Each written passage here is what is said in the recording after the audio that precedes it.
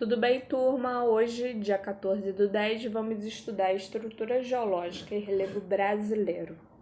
E para isso é necessário pegar o caderno, que no final desse vídeo vai ter algumas informações importantes, tá? Quando a gente se desloca nas estradas, podemos perceber que as ruas não são planas. Existem subidas e descidas na maior parte do Brasil. Muitos vales, serras.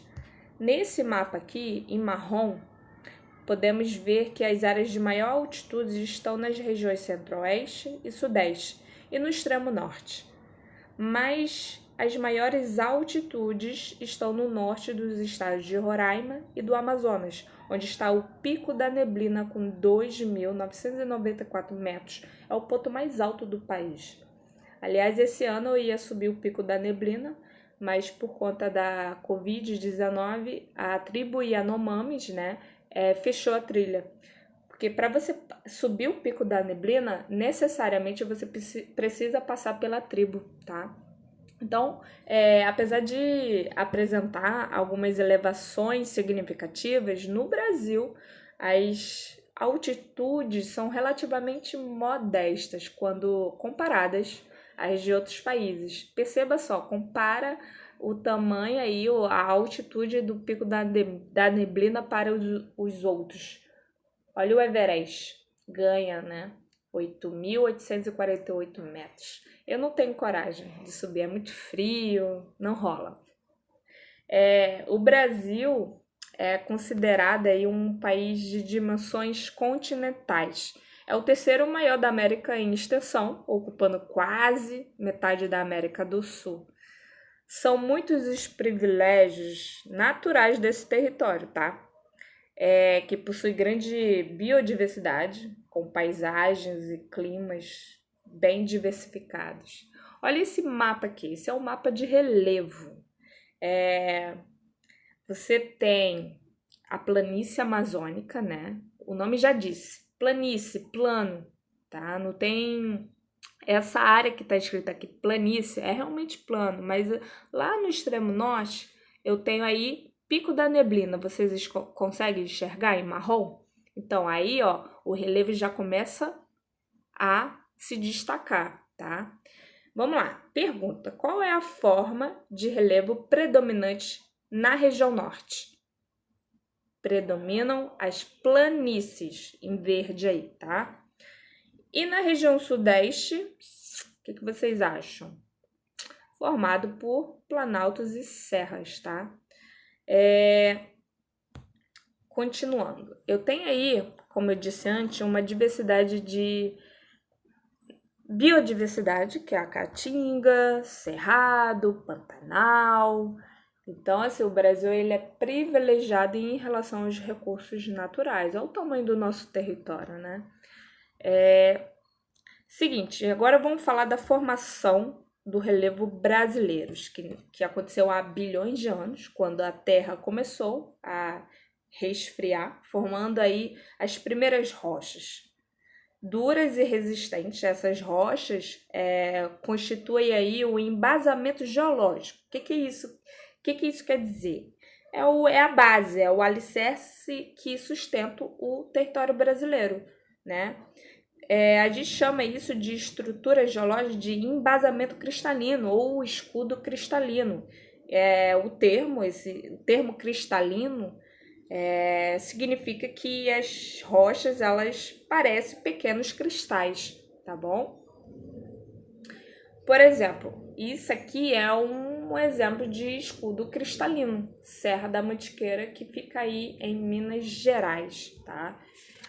Aqui eu tenho um exemplo de formação da estrutura geológica, né? Eu tenho o escudo cristalino, eu tenho a bacia sedimentar e dobramentos modernos. Quer ver um exemplo de bacia sedimentar no Rio de Janeiro? Macaé.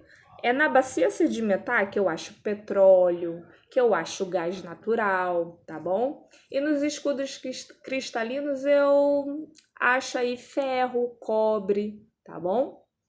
Por exemplo, quer ver um exemplo de dobramento moderno? A Pedra da Gávea, Morro dos Irmãos, tá bom? Seguinte, aqui eu tenho o mapa da estrutura geológica, tá? Durante a fase de consolidação da Terra, a crosta estava em constante movimento. Os continentes se deslocavam com intensidade muito maior do que atualmente, tá? Eu nunca vou dizer para vocês que a gente nunca vai ter um tremor de terra no Brasil, porque primeiro que eu não sou mãe de Ná, enfim, mas assim, o Brasil, ele tem fama assim de ter tremores, né?